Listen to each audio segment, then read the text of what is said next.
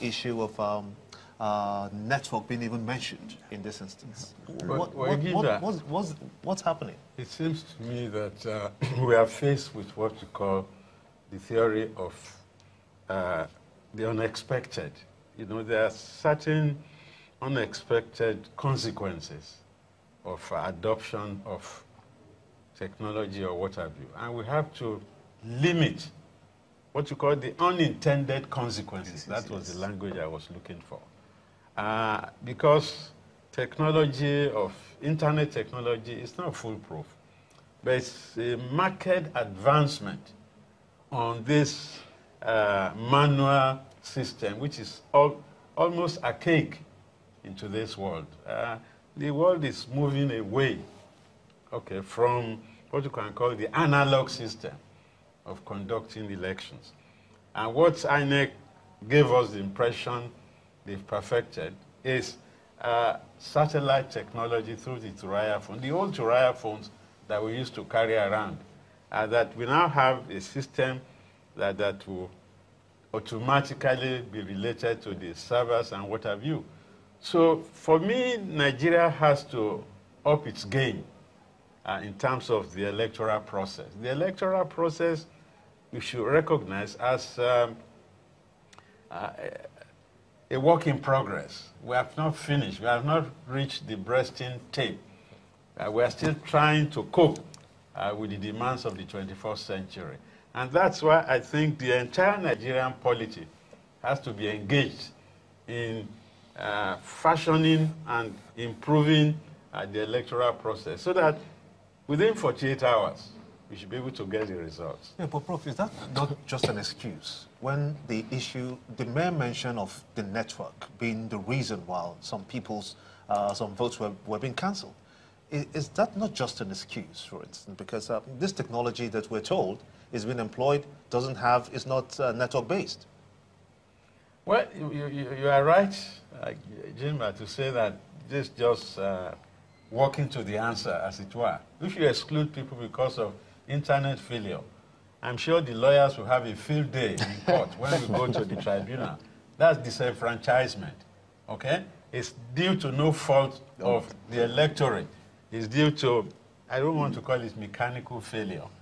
Even the cars we drive, brakes might fail, all sorts of things could occur. So what we are back to is a sense of deja vu. We try to move away from these lapses, these rough edges of our electoral process, but we are back where we started. So I think it calls for continuing dialogue on how to succeed in terms of voter education, technological advancement, in order to limit the areas of disability, so to speak, as Nigerians. It's so embarrassing that we seem to constantly advertise lack of capacity to the rest of the world. Professor Shobawale, I'm just wondering, with the case of Jigawa, we saw the officer there say there were 1 or 2 places of the malfunction of card readers. And one wonders, I mean, for statistical analysis, how does this help one plot the margin of error if they say 1 or 2 places without them being specific? Let us know what exactly that means. Well, I think that was part of the failure of the process that we are talking about. And it wasn't only in Jigawa. Virtually all the results that have been released, they have talked about the failure of the technology. The card readers, yes. But surprisingly, before the elections, the chairman of INEC assured all of us that we will have a seamless election because the card readers had been enhanced. I think that was his word, that the card readers had been enhanced. And in any event, they had backups. But it turned out that there were no backups. When I got to where I voted, I mean, for quite some time, the card reader couldn't detect my bio. And But eventually it happened because he had to go to another booth to either ask, I don't know what he went there to do, but when he came back, and we tried again and tried again, then it worked. Now, that certainly had implication on the time that was allotted to the card to function. That's number one. Number two, in other areas, it might not even work at all. But there should, as the chairman told us, have been backup so that should just be a question of getting another one and then proceed. So, but that didn't happen. But what I think really was the matter was that INEC was over-optimistic, that it had worked so hard and therefore nothing should fail. But we are dealing with human beings. Over-optimistic? Yes. Not overwhelmed? I don't think overwhelmed. No, I don't think so. You think INEC had everything? The chairman confirmed. I mean, what should have been lacking was money because it was delayed for so long. But he said he was not complaining. But you also remember that they didn't factor in the burning of more than 4,000. Well, they didn't. But he assured us again, even after that event, that everything will be okay. I mean, and we have to take him by his word. Certainly. Okay. Now, how about the trust quotient of the Nigerian voter as a result of some of these issues, Professor Ibode?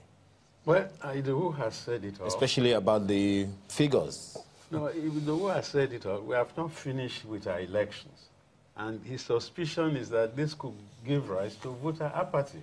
Yes, that after going through the trauma of the electoral process last Saturday, the next set of elections on the 9th of next month might not produce a very buoyant result in terms of who is coming out to vote, except that maybe in the short period in between, the parties will improve on their campaigns because we are dealing with governorship elections.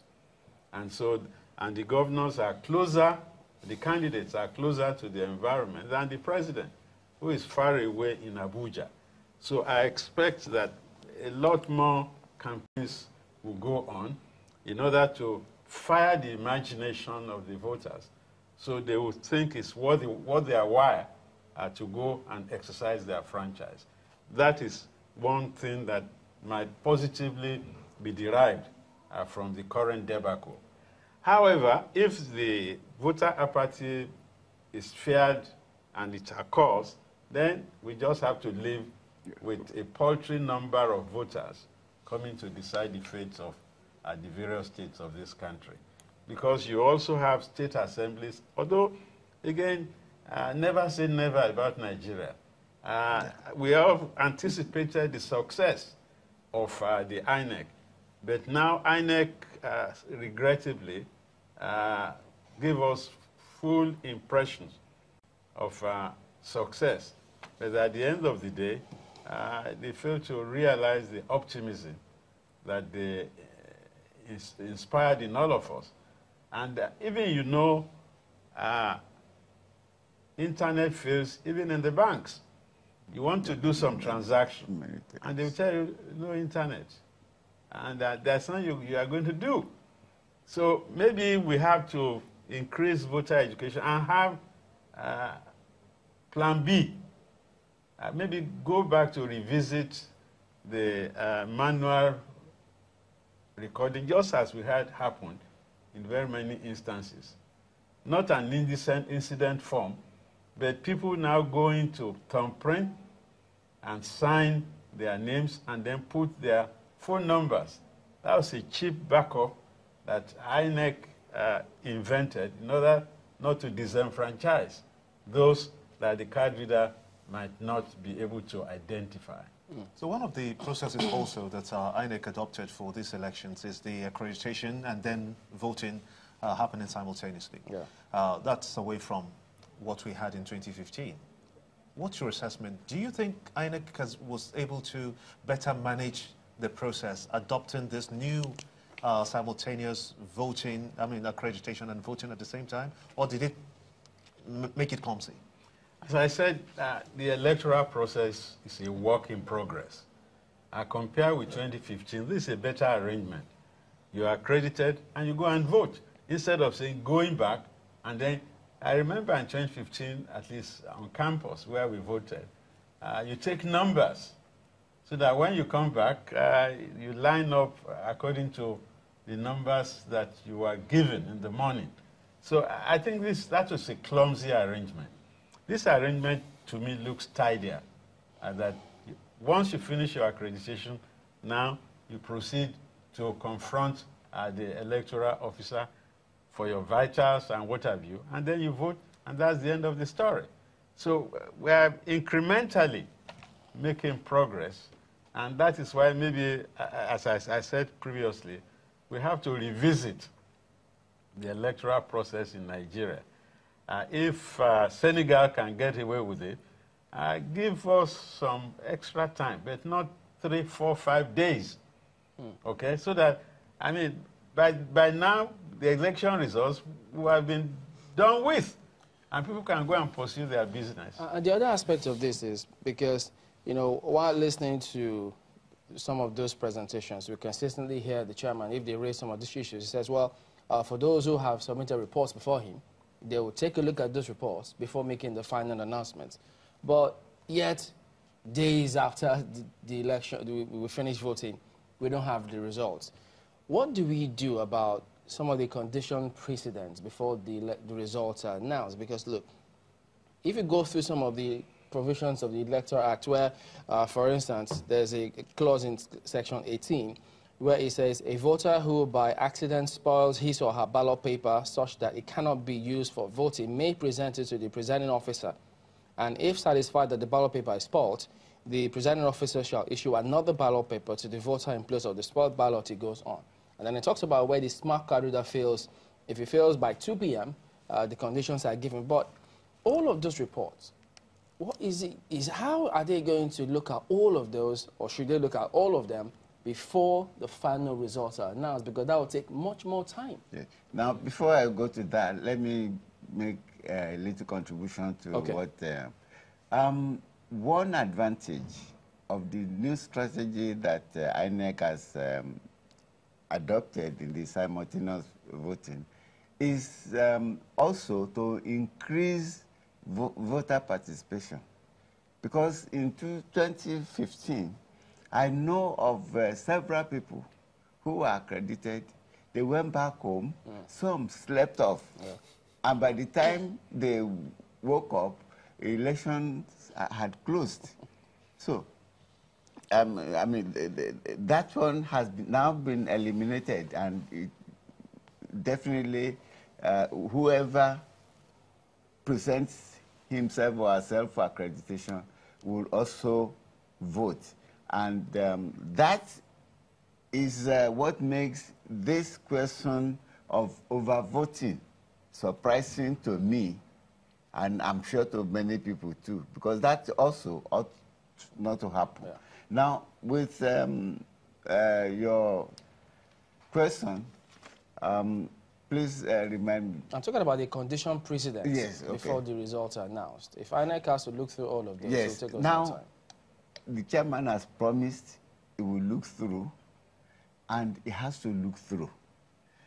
One thing that does is that it further postpones the time of announcement of results, because whether you like it or not, there are people who are going to raise issues based on these lapses that have been identified. And part of his defense, either at the tribunal or in other courts, would be the answers that he would provide. And unless he has gone through the various queries that have been raised, and he has, at least to himself, satisfied himself that he has answer them adequately, INEC will be in for trouble. No, but my take on that is a little bit different. All the objections raised, the observations, will constitute what you can call a post-mortem. Okay. I don't think those objections or observations will impact on the results as declared. But they could be raw materials for tribunals, election tribunals, right up to the Supreme Court if we are dealing with the presidential elections. All the INEC chairman can do is to compile all these observations, queries, for processing for future elections. In other words, all the people asking questions after the declaration of the results, they are going to assist Nigeria in dealing with the rough edges of our electoral process. But I think it will be almost extra legal for the chairman of INEC to allow those observations to color the results that have been arrived at. Because we have ways of assessing and reassessing these results. But we have to go back to the Ways Committee report. One of the recommendations of the Ways Committee report is to have a commission to try electoral offenses. Yeah. We never proceeded along those lines. We need to have a forum to deal with malfeasance, any malfeasance that occurs in the electoral process. Somebody should be liable. Somebody should bear responsibility. You can't wish those things away. So I think part of the audit that we're hearing about will be a revisit of the Ways Commission report.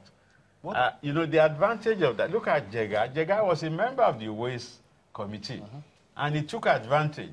Some of us got the reports, okay, from our friends who served on the reports, and we thought that would be wonderful if Nigeria had adopted the Ways recommendations. But in Nigeria, this is a never, never land, just like the Constituent Assembly, the CONFAB.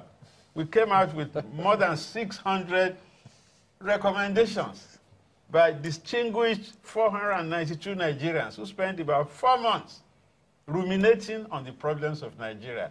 At the end of the day, what do we make of the CONFAB? So I hope we should not allow the Ways report to continue to gather dust in the archives. We have to revisit it in order to rejig the electoral process of this country. Well, Prof, if going by what you say, what then happens in an event when INEC goes back to have that post-mortem or auditing, if you will, and results have been announced and it discovers that there's gross malpractices in the process? What does INEC do after the results have been declared and announced? It's not INEC now. No. It's for the counsel of the aggrieved to have his day in court. That's why you have lawyers. So INEC must be very careful about whatever statement it issues, because it might constitute a ground in a tribunal or the court, either for nullification of the results or to ask to do a rerun. Okay, that's the whole purpose. The courts are there, but as I said previously on this program, it's not very healthy for our electoral system for courts to usurp the rights of the electorate to elect their leaders. The courts are not elected, but they are a forum to ventilate grievances.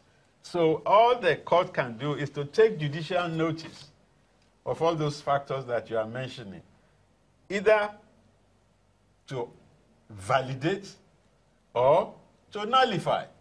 So the courts, very powerful institution. They can ask us to go back and conduct the elections again. So the weight of, and you notice now that senior advocates have a field day in the election tribunal. How do you think and they don't come cheap. How do you think it's going to pan out? Well, I'm not a prophet, but I know the lawyers are waiting in the wings because their kill is this electoral tribunal. They charge humongous fees.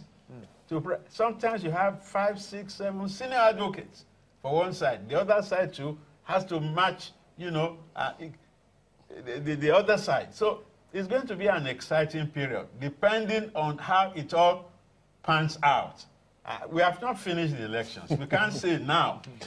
The legal battles that might ensue are from this electoral process. Professor Shubwale, this is your field. So, what do you think your take on the role of the media? I mean, print, social media, electronic media in this whole process so far? Well, the only role I think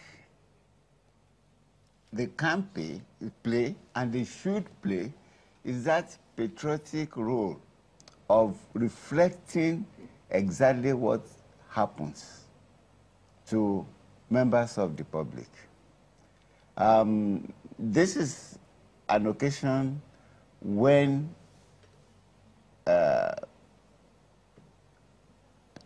media personnel that are not careful enough would feel that they have to sell their newspapers or to attract attention and patronage to their television stations or radio stations by way of alarming headlines or exaggerated stories.